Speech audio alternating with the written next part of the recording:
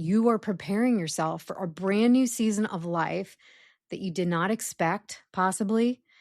And even though it can feel super lonely, you want to face this season with hopeful expectation for what God is going to do next and enjoy the alone time you get to have with Him now in the Word and take the time to rediscover yourself and who you are again.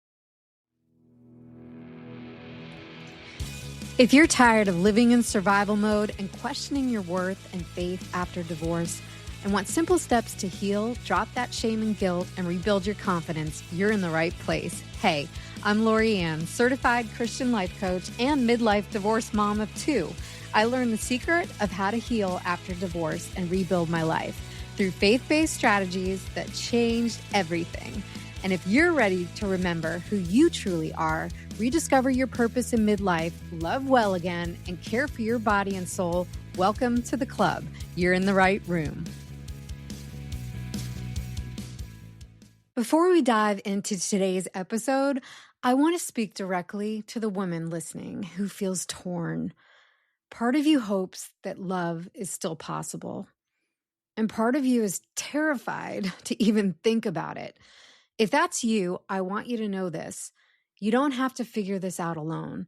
Inside my annual group coaching membership, the Midlife Comeback Club, I walk Christian women through healing after divorce, emotionally, spiritually, and practically, so they can rebuild confidence, trust God again, and eventually love from a healed place. I'll share more about it at the end of this episode, but as you listen today, just hold this truth very gently. You are not broken, not too broken to ever love again, but healing matters, and rushing it only creates more pain. So let's talk about that. One of the quiet fears divorced women rarely say out loud is this: what if I miss my chance at love? You might wonder, am I too damaged now? Will anyone ever want me? Who is going to want a midlife woman with kids who's divorced? And what if I choose wrong again? Or what if I don't trust myself anymore? What if I attract the same kind of relationship all over again? And because you're a Christian woman, there's often another layer that goes even deeper. You want to honor God and you want to heal the right way, but you don't even know what healed enough means. So today we're going to talk honestly without pressure, okay, without shame or spiritual cliches about loving again after divorce, not from fantasy and not from fear, but from truth. Because I remember a season after my divorce when I told myself 2 very different stories, sometimes all in the same day. One moment I would be thinking, maybe love is still possible for me. Maybe I will find someone to share the rest of my life with. Maybe this isn't it. And the next moment, I'd shut it all down with, nope, there's no way. I'm too broken. I don't trust myself. I don't trust men even. And I definitely don't trust my own judgment. What I didn't realize then was I wasn't afraid of love. I was afraid of repeating pain. I didn't want to experience ever again what I had just walked through. And I wasn't closed off. I was protecting wounds that hadn't fully healed yet. And no one had ever told me that hesitation didn't mean I was unhealed. It just meant I was aware.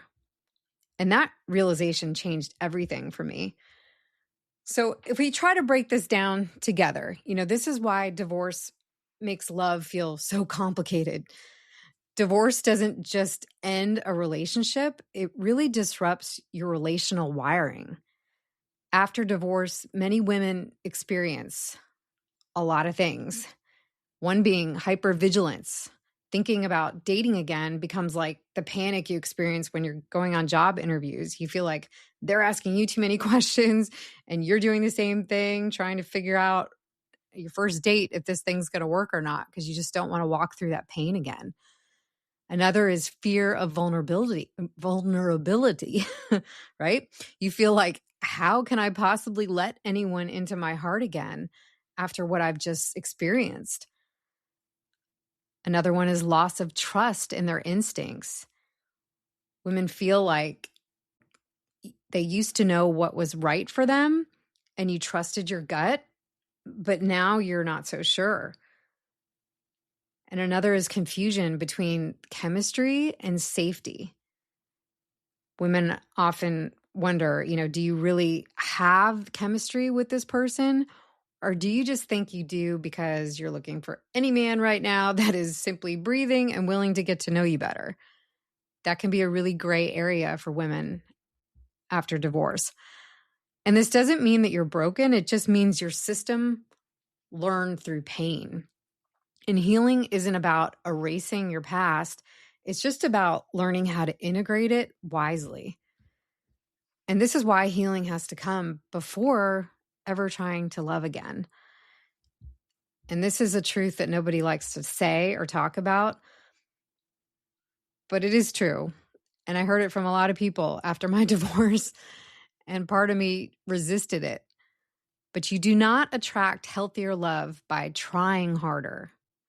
You attract healthier love by becoming healthier inside yourself. And often women don't take those moments to think, okay, I really need to heal from the inside out before I really am going to be able to love someone in the full capacity that I want to. Unhealed wounds, don't mean you can't love. They mean love will feel chaotic and confusing or unsafe.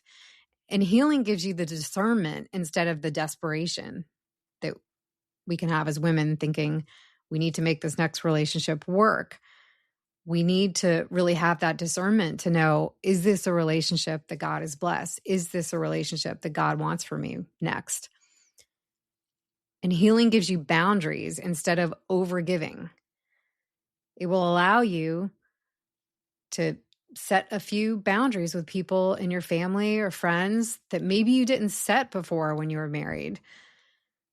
That you'll know what's right for you now in this healing place that you are, where I need certain moments, say 15, 20 minutes in the morning for myself in order to set, my day on a great trajectory for the day. And this makes me a better woman and a better mom to my kids. This allows me to give everybody more if I can spend that time with God that I feel is really important for me in this season and should always be. But we tend to push that aside when we have all of these things going on with our kids and our family and trying to be the caregivers a lot of times, and a lot of us juggling work too. It's a lot for women to handle. And when you have divorce over the top of all of this other stuff that we're supposed to be taking care of, it can become really, really overwhelming. And healing will give you the peace instead of anxiety. You won't have those anxious thoughts going through your head all the time, because you'll feel peaceful because you've healed from the inside out. And God cares more about how you love than how soon you love again. So if you really take that time to heal from the inside out, it makes all the difference for the next relationship that's going to come into your life that God has for you. And these are really 3 honest markers of healing, not perfection, okay, that I think are really critical. So let me give you the three signs I believe that you're healing, even if you don't feel ready yet, okay? Your marker 1, you're more curious than critical of yourself. So instead of asking, what's wrong with me? You start asking, what is this showing me right now? What am I learning from this? That shift alone is healing. Marker 2, you're learning to sit with loneliness without panicking. Imagine that. I remember I was just a go, go, go person. I still am. And I have to be very intentional about not going all the time. And I've learned over the last several years to really just cherish and treasure the alone time that is few and far between that I do get to spend time with God and in the Word, or to spend time journaling, or to spend time rediscovering what I really like to listen to, podcasts, or like to read, or I like to research or learn about. And it's so amazing to rediscover who you are. And loneliness doesn't mean that you need a relationship. It just, there are times you're going to feel like, I wish I had somebody to share this with. It means your heart is learning how to be with itself again. And that's sacred work. And for some women, you have to be truly intentional about that and learn how to sit with yourself and be okay with that, even though it feels lonely. But there's so much goodness that can come out of those moments. I just really learned, like I said, to cherish that short amount of time that I did have alone and to rediscover who I was becoming, the new woman I was. And that's what I want for you. Because sometimes as women, we tend to mold ourselves into our husbands' lives and we tend to forget what our dreams were and what we can offer too. And although we always want to be supportive of everyone in our family, it's also too important to remember that God also gave us as women special gifts that we're supposed to contribute. And sometimes I think those gifts spiritually that we have get really blurry. And I think it's important to rediscover that and ask God, what is it that you've blessed me with that I'm supposed to do? And what are some of my different, you can maybe not just have one calling on your life, and it can change. Your purpose can change from season to season. I feel like my purpose has changed several times over the course of my life. And it's really important to take that alone time and treasure it and spend that time rediscovering who you are. It's a real gift. Marker 3, you're choosing healing even when no one is watching. You're doing the work quietly. You're really praying honestly. You're telling God about not so much, you're saying what you're thankful for and what you're grateful for, but you might also be having honest conversations about why am I still feeling anger, bitterness, unforgiveness, things that you're wrestling with. Bring that to him and pray honestly. Help me get through this, Lord. Help me see this in a new light. Help me to release that anger, that bitterness, that unforgiveness in my heart. Because as you know, forgiveness helps you, and that's why God has us do that. To forgive is to have ourselves heal and we can move forward. It's not so much always for the other person. It's really so that we can release all of that bitterness and move on with our lives. And setting boundaries. This, like I said, it doesn't have to be a whole list of things every day that you have to set boundaries and you can't speak to anyone if you have your door closed or whatever that is. But you can start to set small intentional boundaries that will let everyone know that your time that you do have maybe to yourself is sacred to you. And of course, it's going to look different every day, especially if you have kids that can vary or you have a job you're juggling or whatever that might look like for you. It's going to be different for everybody.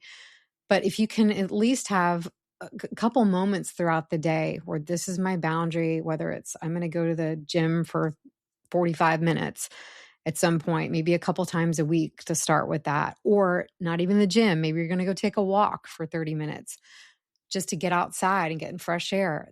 That always changes my outlook for the day when I do that. And when I don't take those little moments for myself, I find I'm not as great of a mom.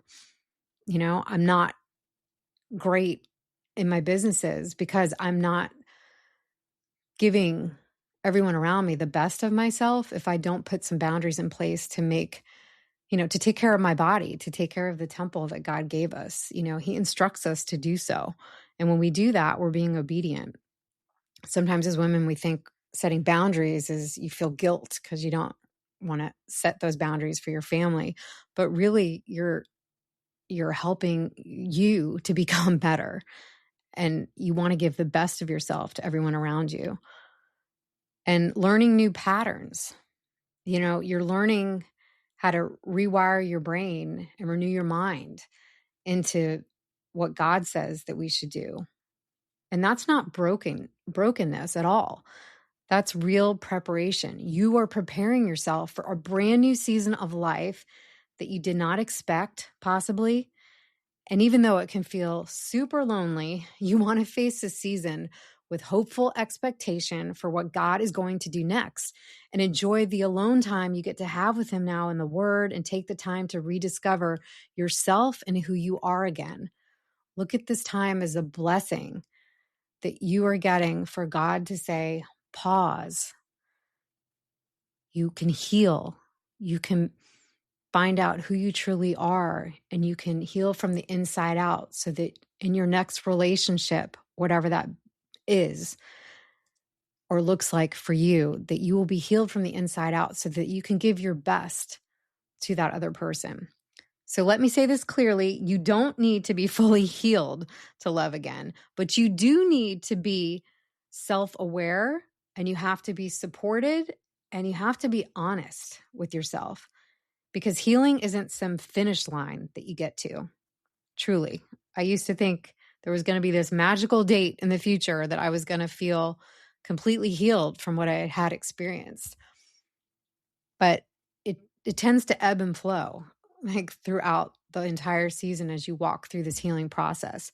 But healing is the foundation that will open the next door that God wants to open for you. And that's why it's so important. So if this episode stirred something inside of you, hope, fear, longing, confusion, that's not a sign that you're behind.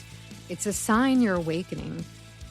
And if you're thinking, I don't want to repeat old patterns, I want to heal before I love again, I want to do this with God, not by pressure. That's exactly why the Midlife Comeback Club exists. And inside my group coaching annual membership, you will find a 90-day transformational healing course that so many women have walked through, and absolutely it has changed their lives. You'll find faith-based group coaching for women rebuilding after divorce every single week with me on a live call. Support as you heal these relational patterns, you rebuild trust, and you strengthen your identity.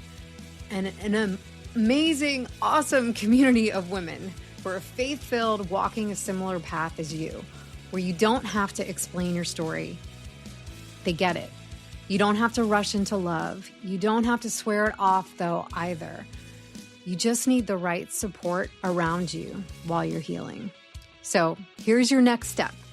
Click the link in the show notes. Learn more about the Midlife Comeback Club, because you're not broken to love again. You're just becoming whole.